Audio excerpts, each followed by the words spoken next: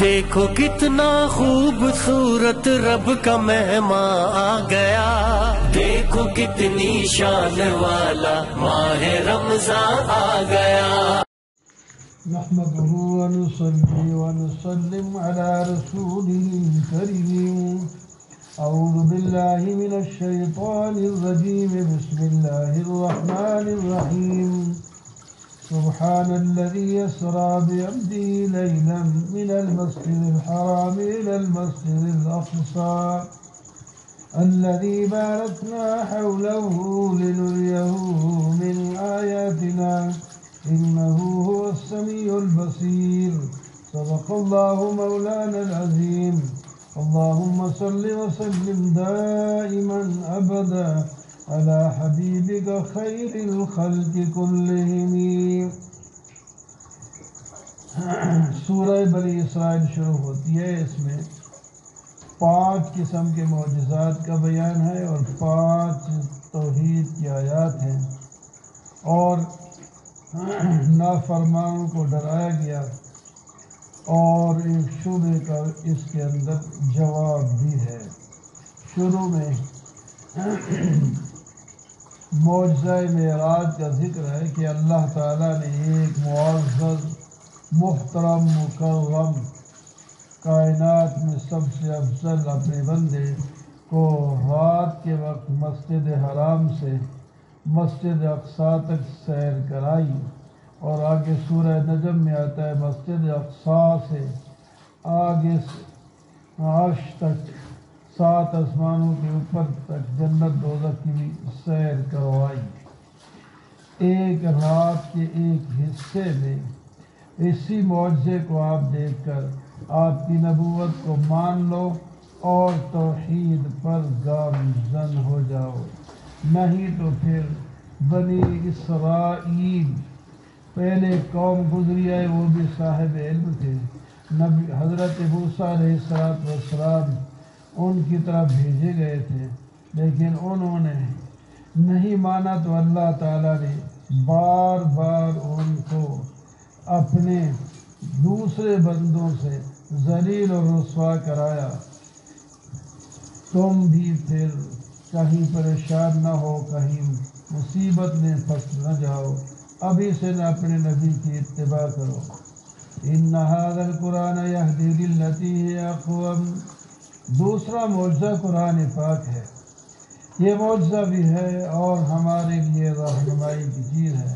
وہ راستہ بتاتا ہے جو سب سے سیدھا جلدی جنت میں پہنچانے والا، اللہ کے ساتھ جلدی تعلق جوڑنے والا راستہ بتاتا ہے۔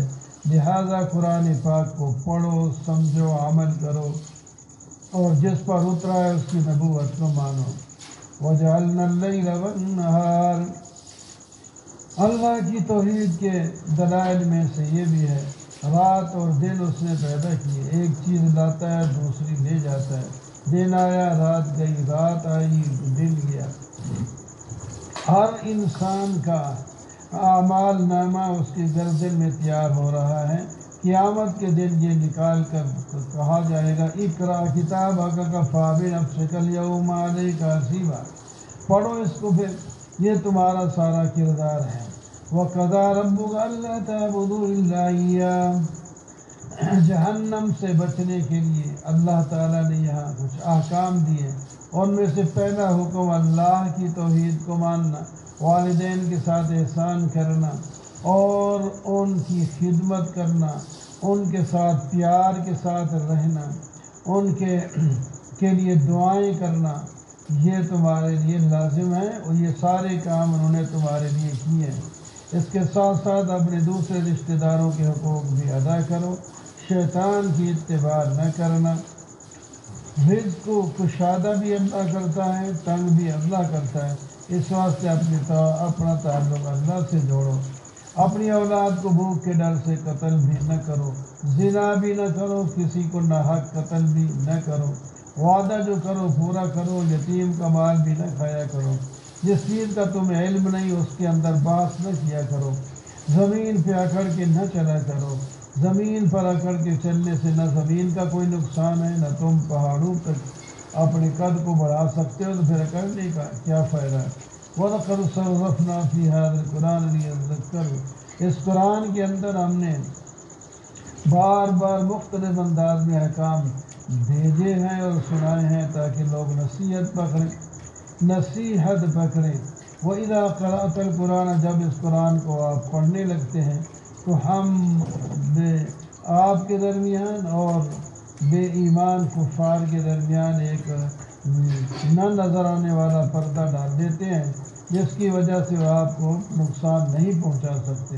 جب آپ قرآن میں صرف اللہ کا ذکر کرتے ہیں تو وہ بھڑک جاتے ہیں، وہ کہتے ہیں مرنے کے بعد دوبارہ اٹھنا تو ہے ہی نہیں۔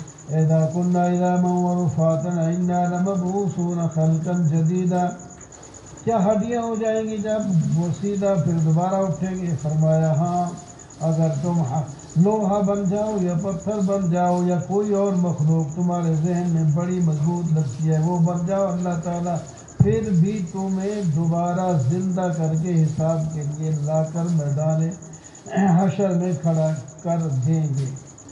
تم جب کسی مصیبت میں پھنستے ہو تو اس وقت تو جو ہے اللہ ہی کو پکارتے ہو، جب تمہارا جو ہے تمہارا کام مشکل حل ہو جاتا ہے تو پھر تم اکڑ جاتے ہو، غیر اللہ کی طرف نسبت کرتے ہو۔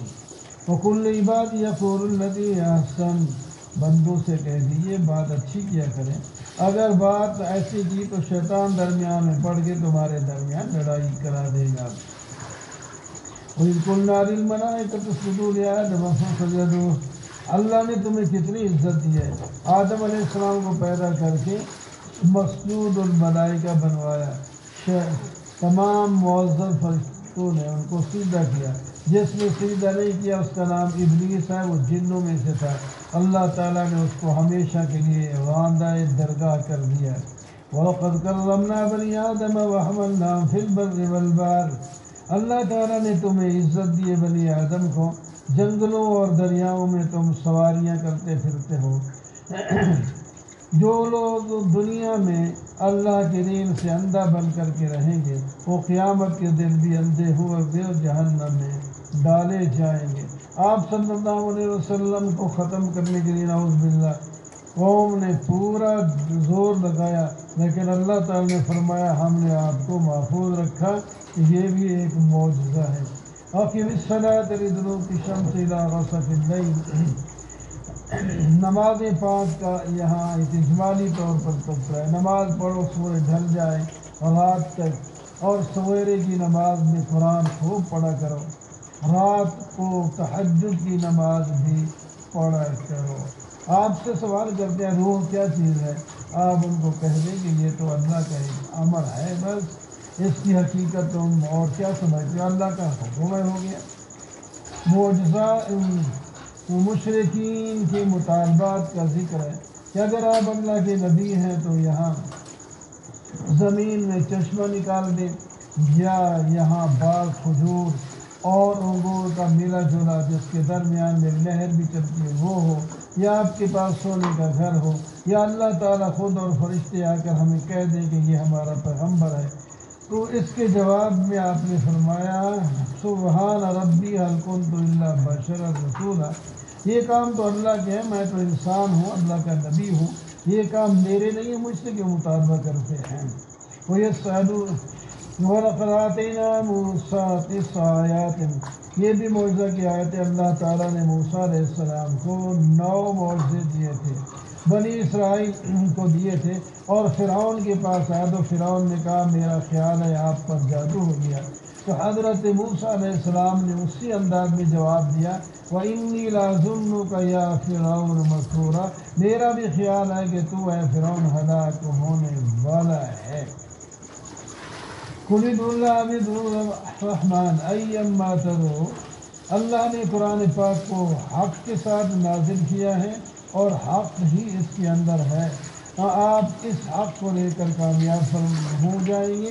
آپ اللہ کو پکاریں، اللہ کا نام لے کر یا اللہ کریں، یا رحمان رحمان یا رحمان یا رحمان کریں، یہ سب اللہ کے پسندیدہ خوبصورت نام ہیں۔ نماز کو پڑھا کریں، اور اس کے اندر آواز میں اعتدال رکھے، نہ بالکل پوشیدہ ہو اور نہ بالکل شور ہو اس کے اندر۔ آخر آیت میں پھر آیت قل الحمدللہ، اللہ نے نہ کوئی اپنا بیٹا بنایا ہے، نہ کوئی بیٹی بنایا ہے، نہ اس کا کوئی شریک ہے۔ الحمدللہ الذی انزل علی عبدہ الکتاب، سورہ کہف شروع ہوتی ہے جس کے اندر بھی شبہات کا جواب ہے۔ شروع میں پہلے قرآن پاک کے فضائل بیان کیے گئے، یہ بالکل سیدھا راستہ بتاتی ہے، اس کے اندر کوئی ٹیڑھا پن نہیں ہے۔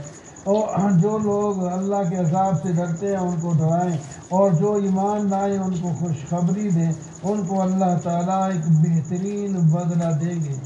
آپ سے پوچھتے ہیں اصحاب کہف کون ہے؟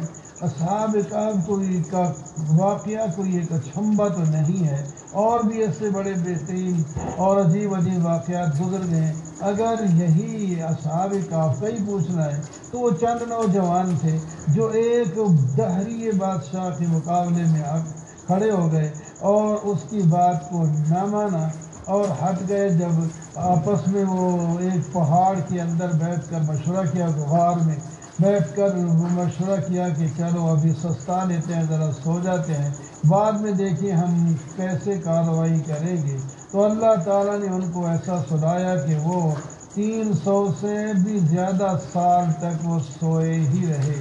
اللہ نے بغیر کھانے پینے وغیرہ کے 300 سال جو ہے ان کو زندہ رکھا۔ ان کے پاسے بھی اللہ تعالیٰ خود بدلتے تھے۔ سورج کی ڈیوٹی تھی کہ تم یہاں سے جب گزرو تو ان پر اس کو دھوپ نہ لگے، جب دھوپ کی ضرورت ہو یعنی سردیوں میں تو ٹھیک ہے ورنہ گرمیوں میں نہ لگے۔ تو وہ کتنے تھے؟ جتنے بھی تھے ہونے چاہیے، کوئی 5 کہتے ہیں، کوئی 6 کہتے ہیں، کوئی 7 کہتے ہیں۔ ایسا ہی ہے کہ 7 تھے اور 8واں ان کا کتا تھا۔ کتا بھی ان کی صحبت میں آیا تو اللہ نے ان کا قرآن میں ذکر کیا، اور بعض حضرات کہتے ہیں کہ ان کو انسانی شکل میں جنت میں بھیجا جائے گا۔ وَلَا تَقُولَنَّ لِشَيْءٍ إِنِّي فَاعِلٌ ذَلِكَ غَدًا، جب یہ مطالبات مشرکین نے آپ سے کیے تھے تو آپ نے کہا میں کل بتاؤں گا، تو وہی بند ہو گئی 18 یا اس سے زیادہ دن، تو آپ بڑے پریشان ہوئے۔ پھر وہی ہوئی تو آپ کو اللہ تعالی نے فرمایا جب آئندہ کی بات کیا کرے نا تو انشاءاللہ بھی ساتھ کہہ دیا کرے۔ آپ نے انشاءاللہ نہیں کہا تھا۔ آئندہ بھی آپ کو سبق دیا جاتا ہے کہ جب آئندہ کا کوئی کام کرے تو انشاءاللہ ساتھ کہہ دیا کریں، اس وقت بھول بھی جائیں تو بعد میں کہہ دیا کریں۔ وَاضْرِبْ لَهُم مَثَلَ الرَّجُلَيْنِ جَعَلْنَا لِأَحَدِهِمَا جَنَّتَيْنِ، تخویف ہے اس کے اندر، یہ دنیا کو حاصل کرنے والے بڑے بڑے مالدار لوگ ہو۔ دیکھو 2 بھائی تھے یا 2 دوست تھے، ایک نے اپنا مال خرچ کر کے جنت بنائی اور دوسرے نے دنیا کے اندر باغات لگائے اور بڑا حشم خدم اس کے پاس تھا۔ ایک دن اس کا بھائی آیا تو اس کو وہ باغ میں سیر کرا رہا تھا اور یہ اس کو ڈانٹ بھی رہا تھا کہ دیکھو تو نے مال کہاں لگا دیا، دیکھو یہ ساری چیزیں کیسی لہلہا رہی ہیں۔ اس نے کہا بھائی یہ ہمیشہ رہنے والی چیز نہیں ہے، ممکن ہے کہ اس باغ پر اللہ تعالیٰ کی طرف سے عذاب آ جائے، ختم ہو جائے تو ہاتھ ملتا رہ جائے، اور اللہ تعالیٰ مجھے اب مال جو میں نے خرچ کیا اس کے مقابلے میں اللہ تعالیٰ مجھے جنت دیں گے جو ہمیشہ کے لیے رہے گی۔ المال والبنون زینت الحیات الدنیا، مال اور اولاد یہ صرف دنیا کی زینت ہے۔ نیک اعمال جو باقی رہنے والے ہیں وہ اس میں کوشش کریں، ان کا بدلہ اور امید ان کے ساتھ اچھی ہوتی ہے۔ یہ قیامت قائم ہو جائے گی، نہ پہاڑ رہیں گے نہ زمین اونچی نیچی ہوگی، یہ سارا میدان چٹیل ہو جائے گا اور ہم سب کو جمع کر کے میدان محشر میں لائیں گے اور ان کا اعمال نامہ ان کو دیا جائے گا اور کہیں گے کہ دیکھو یہ تو کتاب کوئی ہماری چھوٹی بڑی بات چھوڑتی نہیں ہے۔ تو کہہ دیا جائے گا کہ تمہیں پہلے کہہ دیا تھا کہ ہر چھوٹی بڑی بات تمہاری لکھی جاتی ہے، ذرا سوچ کے بات کیا کریں۔ وَإِذْ قُلْنَا لِلْمَلَائِكَةِ اسْجُدُوا، آدم علیہ السلام کو اللہ تعالیٰ نے جب پیدا فرمایا تو سجدہ کرنے کا فرشتوں کو حکم دیا، ابلیس نے نہ کیا، وہ جن تھا اور اس نے دشمنی کی۔ تو آج اے مسلمانوں لوگوں تم اسی کی اولاد کو یا اس کو دوست بناتے ہو مجھے چھوڑ کر، حالانکہ وہ تو تمہارا دشمن ہے۔ ہم نے تو قرآن پاک میں مختلف انداز میں مسائل اور مثالیں دے کر چیزیں بیان کی ہیں، لیکن اکثر انسان جھگڑا ہی ملا رہتا ہے اور وہ صرف اس وقت ایمان نہیں لاتا کہ وما من الناس یؤمن اذ جاءهم الهدى ويستغفر، کہ پہلے لوگوں کی سنت کا ان کو انتظار ہے، جو پہلے نافرمان تھے ان پر خدا کا عذاب آیا، یہ نافرمانی کریں گے تو ان پر بھی آ سکتا ہے۔ دوسرے شعبے کا بھی آگے جواب دیا اللہ تعالیٰ نے۔ وہ کہہ رہے تھے کہ موسیٰ علیہ السلام، حضرت خضر علیہ السلام اور موسیٰ علیہ السلام کا جو واقعہ ہے وہ کیسا ہوا، تو بتا دیا گیا موسیٰ علیہ السلام اپنے ایک غلام کو، اپنے ایک شاگرد کو لے کر حضرت خضر علیہ السلام کو ڈھونڈنے چلے تھے، دریا کے کنارے جا رہے تھے۔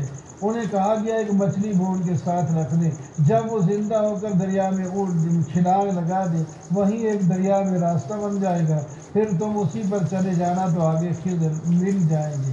ایسا ہی ہوا، اور جب حضرت خضر علیہ السلام سے ملاقات ہوئی تو حضرت موسیٰ علیہ السلام نے فرمایا یہ ممکن ہے کہ میں آپ کے ساتھ رہوں اور آپ اللہ کے دیے ہوئے علم سے مجھے کوئی سکھا دیں۔ انہوں نے کہا یہ ممکن نہیں ہے، اس واسطے کہ تو آپ صبر نہیں کر سکیں گے۔ نے کہا میں ضرور صبر کروں گا۔ فرمایا اگر صبر کرنا ہے تو پھر جو واقعہ پیش آئیں اس کے بارے میں پوچھنا نہیں جب تک میں خود نہ بتا دوں۔ آگے ان کا ایک سفر شروع ہوتا ہے جو اس کا انشاءاللہ بیان۔ صدق اللہ العظیم۔